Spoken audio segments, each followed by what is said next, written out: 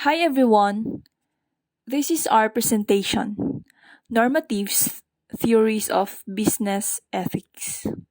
So we have three leading normatives theories of business. First is stockholder theory, second is stakeholder theory, and the last is social contract theory. So when we say stockholder theory, also known as shareholder theory, says that a corporation's manager have a duty to maximize shareholder returns. This is traditional view of the purpose of a corporation, since many people buy shares in a company strictly in order to earn the maximum possible return on their funds. According to the theory introduced by Milton Friedman in 1960s, a corporation is primarily responsible to each stockholder due to the cyclical nature of business hierarchy. Shareholders approve the salary of a corporation's business manager, who are in charge of the corporation's spending, which also be in line with the wishes of the shareholders. Okay, so next is stakeholder theory. When we say stakeholder theory, is a theory of organizational management and business ethics that accounts for multiple constituencies impacted by business entities like employees, suppliers, local communities, creditors, and others. According to Edward Freeman, stakeholder theory holds that a company's stakeholders include just anyone affected by the company workings. By contrast, Dr. Freeman suggests that a company's stakeholder are those groups without whose support the organization would cease to exist. These groups would include customers, employees, suppliers, political action groups, environmental groups, local communities, the media, financial institution, governmental group, and more. This view paints that corporate environment as an ecosystem of related groups, all of whom need to be considered and satisfied to keep the company healthy and successful in the long term. And the last is social contract theory.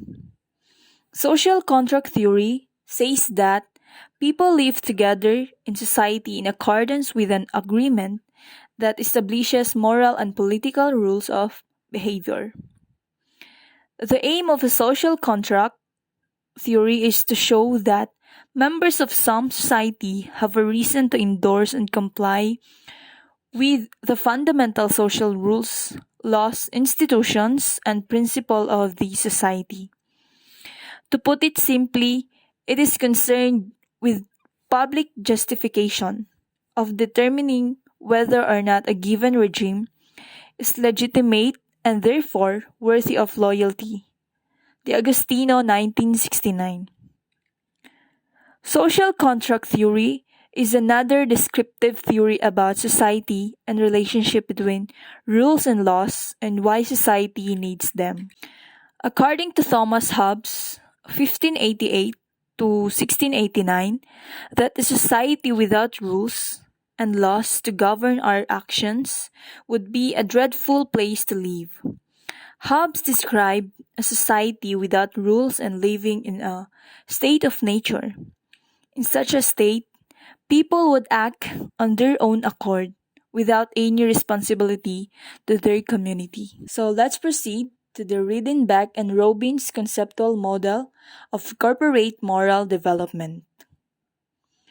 The conceptual model presented in this article argues that corporations exhibit specific behaviors that signal their true level of moral development. According to Reidenbach and Robin, 1991, they identify the 5 levels of moral development and discuss the dynamics that move corporations from one level to another. We have 5 stages of moral development. First is ethical, the second, emerging ethical, third, responsive, fourth, legalistic, and the last is amoral. Okay, so let's proceed on the stage 1. The amoral organization.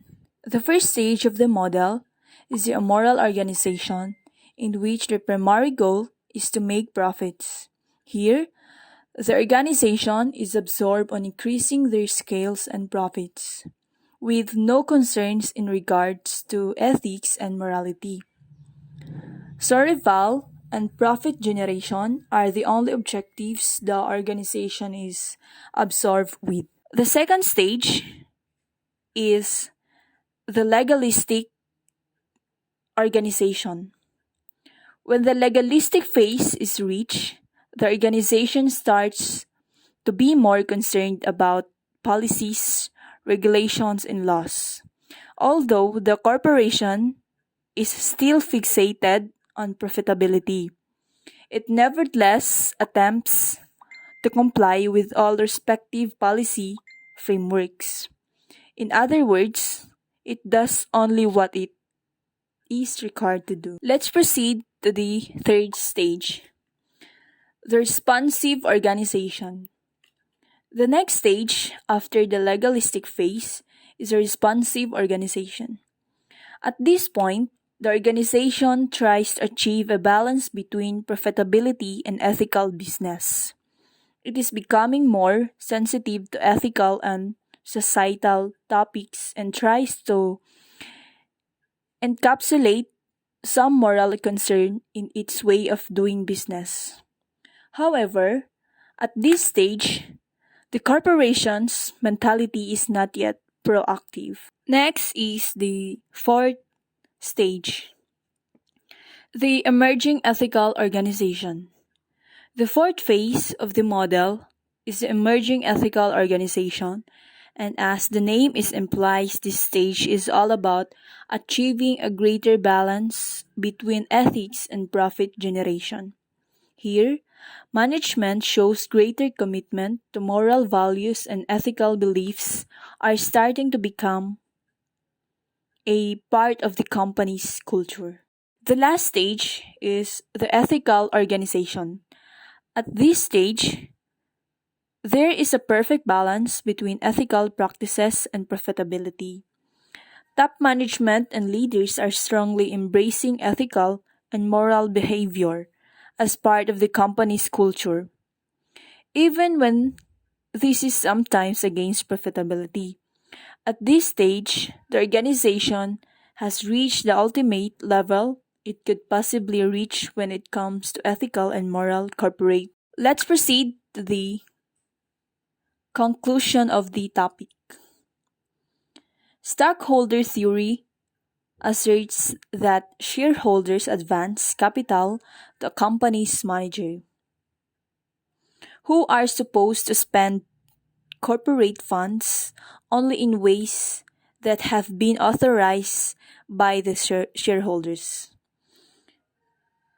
On the other hand, stakeholder theory asserts that managers have a duty to both the corporations, shareholders, and individuals and constituencies that contribute, either voluntary or involuntary, the company's wealth creating capacity and activities.